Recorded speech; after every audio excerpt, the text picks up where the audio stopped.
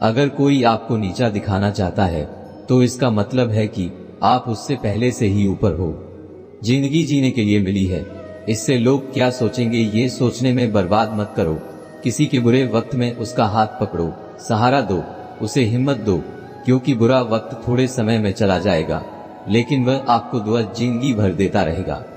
मनुष्य सुबह से शाम तक काम करके उतना नहीं थकता जितना चिंता और क्रोध के एक क्षण में थक जाता है। संबंध परमात्मा से अच्छे बना लो तो तुम्हें किसी की जरूरत नहीं पड़ेगी, तुम खुद सबकी जरूरत बन जाओगे। सलाह देने तो हजारों आते हैं लेकिन जब साथ देने की बारी आती है तो केवल भगवान आते हैं। जीतने के बाद तो सारी दुनिया गले लगाती है, क्योंकि जो आज आपके साथ है वह कल आपके खिलाफ हो सकते हैं। बिना मतलब के कोई आपकी इज्जत नहीं करेगा, लेकिन खुद को इतना काबिल बनाओ कि लोग बिना मतलब के भी आपकी इज्जत करें। भगवान कहते हैं सोने से पहले तुम सबको माफ कर दिया करो और तुम्हारे जागने से पहले मैं तुम्हें माफ कर दूंगा। भगवान ऑक्सीजन की तरह है जिन्हें आप देख नहीं सकते लेकिन उसके बिना आप रह भी नहीं सकते। कोई और तुम्हारी मदद नहीं कर सकता, अपनी मदद स्वयं करो। आप खुद के अच्छे मित्र हैं और सबसे बड़े दुश्मन भी। इंसान तब समझदार नहीं होता जब वह बड़ी बातें करने लगे, बल्कि समझदार तब होता है जब वो छोटी छोटी बातों को समझने लगे। आप किस समय सही थे इसे कोई याद नहीं रखता, लेकिन आप किस समय गलत थे ये सब याद रखते हैं। सब दुख दूर होने के बाद ही मन प्रसन्न होगा, ये आपका भ्रम है। मन प्रसन्न रखो, सब दुख दूर हो जाएंगे, ये हकीकत है। किसी भी व्यक्ति की कोई भी बात बुरी लगे तो दो तरह से सोचो। यदि व्यक्ति महत्वपूर्ण है तो भूल जाओ और बात महत्वपूर्ण है तो व्यक्ति को भूल जाओ।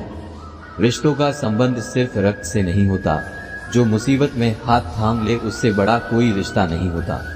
भगवान कहते हैं तुम सब कुछ मुझे सौंप दो, सारा दर्द, परेशानी, और बिल्कुल हल्के होकर मुझे याद करो। धीरे धीरे जीवन बदल जाएगा। हर रोज रात को सोने से पहले भगवान को अपनी पूरी दिनचर्या बता के सोए। अगर आपके द्वारा किसी का दिल दुखा है तो मन ही मन उससे माफी मांगे। अगर आपका किसी ने दिल दुखाया है तो उसे माफ करके सारी चिंताएं भगवान को सौंप कर सो जाए। यकीन मानिए, इससे आपकी जिंदगी खुशनुमा बन जाएगी। क्रोध में बोला हुआ एक शब्द इतना जहरीला हो सकता है कि आपकी 1000 प्यारी बातों को 1 मिनट में नष्ट कर सकता है। सबको हंसाना लेकिन किसी पर भी हंसना मत। सबके दुख बांटना लेकिन किसी को दुखी मत करना। सबकी राह में दीप जलाना लेकिन किसी का दिल जलाना मत। यही जीवन की रीत है। जैसा बोओगे वैसा ही पाओगे।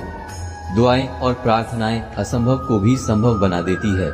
ईश्वर को ना हमारे तन की जरूरत है ना धन की, उसको तो बस पवित्र मन की जरूरत है। इसलिए वो हमें कुछ भी छोड़ने के लिए नहीं कहता, बस कहता है मन से विकार छोड़ो, गंदे विचार छोड़ो। जो आने वाला है वो हमेशा गुजरे हुए कल से बेहतर होगा। यही एक सोच आपके जीवन में कभी निराशा नहीं होने देगी। झूठ कितना अजीब है, खुद बोलो तो अच्छा लगता है, दूसरे बोले तो गुस्सा आता है। खुशियां चाहे किसी के साथ भी बांट लो, पर गम हमेशा भरोसेमंद इंसान के साथ ही बांटना चाहिए। जीवन में समय चाहे जैसा हो, परिवार के साथ तो सुख बढ़ जाता है, दुख हो तो बढ़ जाता है।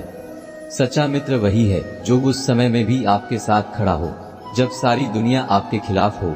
आपके पास जितना भी है उसके लिए बार बार दिल से धन्यवाद कहे, हर वक्त कहे। यकीन मानिए जितना भी है वो जल्दी कई गुना हो जाएगा। प्रार्थनाएं और ध्यान इंसान के लिए बहुत जरूरी है, क्योंकि प्रार्थना में भगवान आपकी बात सुनते हैं और ध्यान में आप भगवान की बात सुनते हैं। श्री कृष्ण से कितना कुछ छूटा, पहले माँ छूटी, फिर पिता छूटे, फिर जो नंद किशोर मिले वो भी छूटे, संग साथी छूटे, राधा भी छूटी, गोकुल छूटा, फिर मथुरा छूटा। श्री कृष्ण से जीवन भर कुछ ना कुछ छूटता ही रहा। नहीं छूटा तो वो था देवत्व, मुस्कान और सकारात्मकता। श्री कृष्ण दुखी नहीं, उत्सव के प्रतीक है। सब कुछ छूटने पर भी कैसे खुश रहा जा सकता है, ये श्री कृष्ण से अच्छा कोई नहीं सीखा सकता। इसलिए हमेशा खुश रहें, सदा मुस्कुराते रहें। जीतने का मजा भी तभी आएगा जब लोग आपके हार का इंतजार करेंगे। गीता में लिखा है, यदि कोई आपको अच्छा लगता है तो अच्छा वो नहीं, अच्छे आप हैं, क्योंकि उसमें अच्छाई देखने वाली नजर आपके पास है। अपनी पीड़ा के लिए संसार को दोष मत दो, अपने मन को समझो। तुम्हारे मन का परिवर्तन ही तुम्हारे दुखों का अंत है। सोच और नियत अच्छी रखिए, फिर आपके कष्ट स्वयं दूर कर देंगे। याद रखना, भगवान से कभी उम्मीद छोड़ना नहीं और दुनिया वालों से कभी उम्मीद रखना नहीं। सुख दुख एक सिक्के के दो पहलू हैं। जहाँ सुख होगा वहाँ दुख भी होगा, जहाँ दुख होगा वहाँ सुख भी होगा। इसलिए सुख दुख के बारे में बिना सोचे निरंतर अपने लक्ष्य को प्राप्त करने के लिए प्रयास करते रहना चाहिए। एक बात हमेशा याद रखना, किसी के सामने गिड़गिड़ाने से ना मोहब्बत मिलती है ना इज्जत। इसलिए अपने स्वाभिमान को जिंदा रखो। कोई अगर आपकी किस्मत में होगा तो आपके पास खुद ही चलकर आएगा। दूसरों को हराने का मौका मत दो, बस खुद को आगे ले जाने की जिद पालो। कभी हार ना मानने की आदत ही एक दिन जीतने की आदत बन जाती है। सिर्फ दो चीजें मनुष्य के भाग्य का निर्माण करती है। पहला स्वभाव, अगर आपके स्वभाव में अच्छाई, विनम्रता और गुण है तो आपका भाग्य चमकेगा। अगर आपका क्रोधी है, आलसी है तो आपका भाग्य बिगड़ना अनिवार्य है। इसलिए अपने स्वभाव को मधुर और आकर्षित बनाइए। दूसरा, आपकी वाणी। बोलना तो आदमी 2.5 साल की उम्र में ही सीख जाता है, परंतु कब, कहां और कैसे बोलना है उसे ये जिंदगी भर भी नहीं समझ पाता। किसके सामने कब, कहां और कितना बोलना चाहिए, समझ लो उसे सफल होने से कोई नहीं रोक सकता। पिता से बड़ा सलाहकार नहीं, माँ की इच्छाओं से बड़ी कोई दुनिया नहीं, भाई से अच्छा कोई भागीदार नहीं और बहन से बड़ा कोई शुभचिंतक नहीं। इस मतलबी दुनिया से कोई मतलब ना रखो, और मतलब रखना है तो अपने मतलब से मतलब रखो। दुआएं मांगने से किसका भला होता है, मिलता तो वही है जो हमने बोया होता है। तुम नीचे गिर के देखो, कोई नहीं आएगा उठाने। तुम जरा उड़ के तो देखो, सब आएंगे गिराने।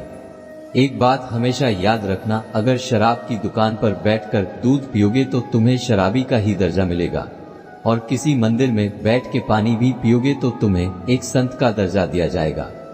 इसलिए आप किसके साथ उठते बैठते हो ये बहुत मायने रखता है। दोस्तों, आशा करता हूँ कि आपने इस वीडियो से बहुत सारी सीख ली होगी। अगर आपको हमारी ये वीडियो पसंद आए तो हमारे चैनल को सब्सक्राइब करके और वीडियो को लाइक करके हमारी मेहनत को सफल बनाएं। मिलते हैं जल्दी एक नए ज्ञानवर्धक वीडियो में। धन्यवाद, अपना ख्याल रखिएगा।